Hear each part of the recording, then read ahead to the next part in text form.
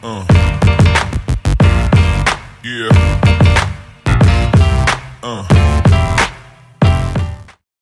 Nesse vídeo, eu pretendo fazer uma breve apresentação e falando sobre o tema de capa que está no próprio vídeo, representando um girassol de Iterson.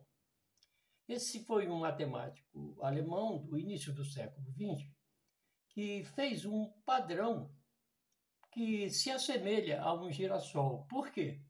Porque esse Iterson ele fez a construção das espirais de Fibonacci, utilizando um sentido de direção, horário, por exemplo, e o outro sentido contrário. E esse padrão a gente vai representar pela proporção áurea.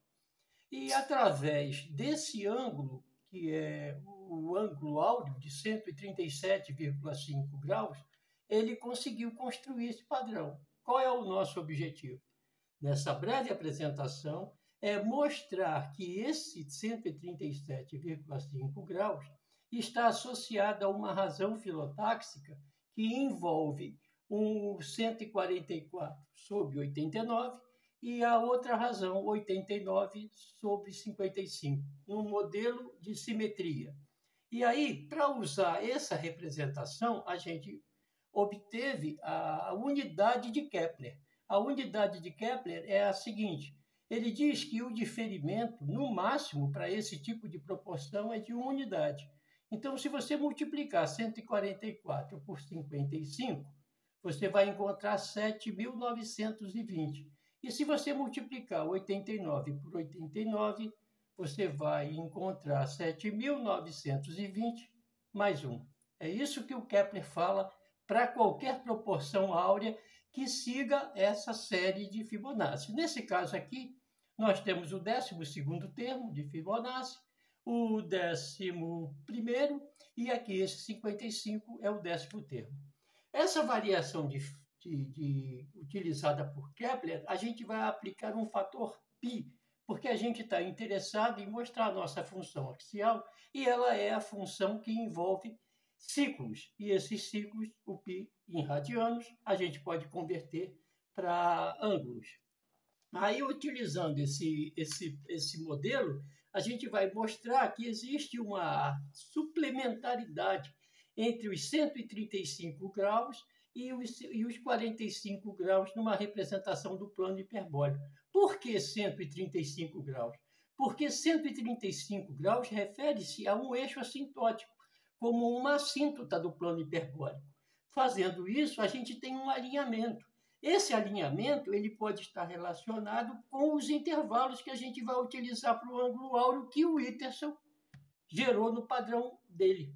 E esse intervalo, no caso, é 2,5 graus.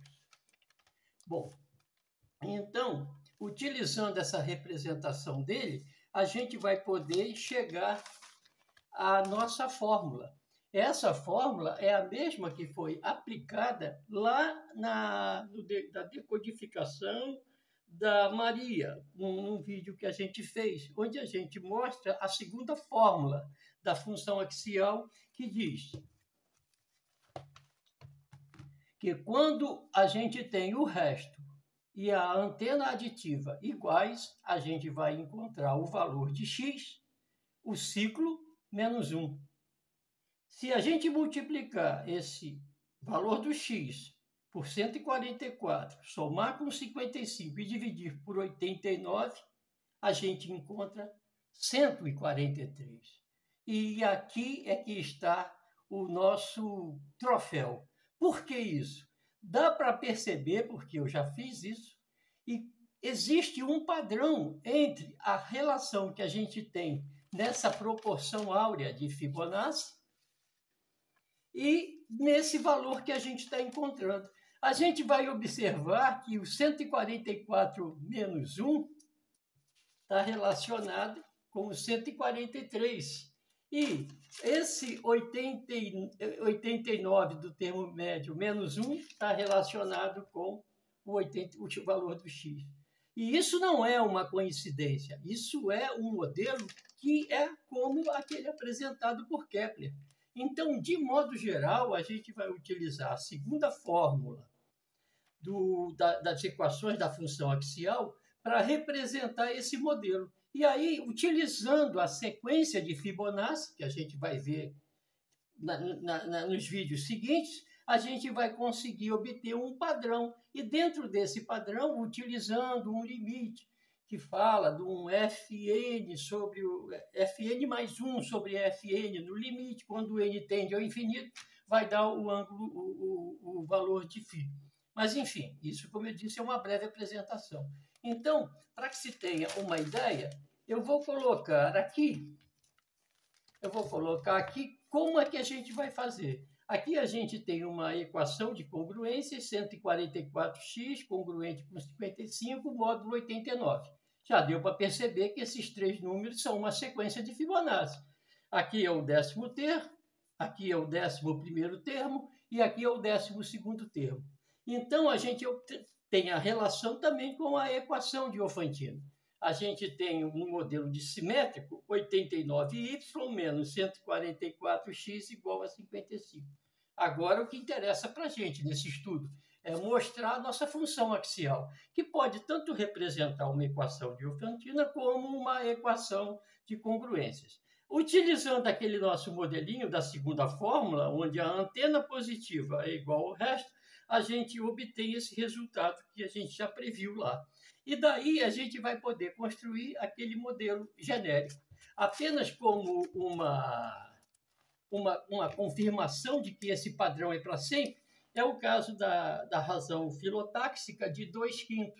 Na razão filotáxica de 2/5, que é, por exemplo, o caso da macieira, você vai utilizar a função axial e vai dar exatamente o mesmo padrão que a gente está usando, que é esse daqui. Esse vai ser o padrão que a gente vai utilizar para representar o girassol de Hitterson. E esse girassol ele tem uma natureza que não é real. Por quê?